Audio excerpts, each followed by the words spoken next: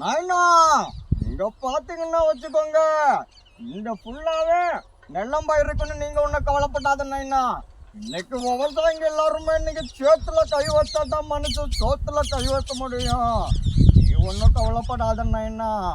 அண்ணாமலை இங்க பாரு யாரு வந்திருக்கான்னு. நம்ம ராஜா வந்திருக்காப்புல. நாங்க எல்லாருமே ஃப்ளைட்ல போறோம். ஏன்னு கேட்டீங்கன்னா எனக்கு ரொம்ப சந்தோஷம். என்னோட லைஃப்ல இது வரைக்கும் ஃப்ளைட்ல போனதில்ல. அண்ணாமலை வரட்டுமா? உனக்கு மட்டும் இல்ல அவ கொண்டாட்டி, எனக்கும் தான்.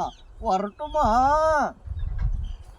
ஆக்சுவலா அதாவது ஒரு சமாசனம் இருக்கு அப்படின்னா, அந்த விவசாயத்தில் பார்த்தீங்கன்னா அந்த பயிரை நட்டு தண்ணி பாய்ச்சி உரம் போட்டு எவ்வளோ சிரமப்பட்டு அந்த செடியை வளர்த்துருக்காங்க அப்படின்னு அந்த விவசாயத்துக்கு அந்த விஷயம் தெரியும். ஆனால் நம்மளை மாதிரி ஆளுங்களுக்கு அந்த விஷயம் தெரியுதில்ல. ஆனால் அந்த விவசாயம் செய்கிறதுக்கு அந்த விவசாயி எவ்வளோ தூரம் கஷ்டப்பட்டு அந்த மாதிரி சமாசாரம் அப்படின்னா நீங்கள் தப்பாக நினைக்காதீங்க. முருங்கைக்காய் சமாசாரம் கிடையாது. அதாவது அது ஒரு நல்ல பயிர், அது நல்லபடியாக வளர்த்து அதில் ஒரு 10 மூட்டை நெல் எடுக்கிறாரு அப்படின்னா அவர் தான் பணக்காரர். ஓகே, இந்த மாதிரி சமாசாரத்துக்கெல்லாம் அந்த மாதிரி விஷயம் வேணும். ஓகே, வரட்டுமா? நன்றி.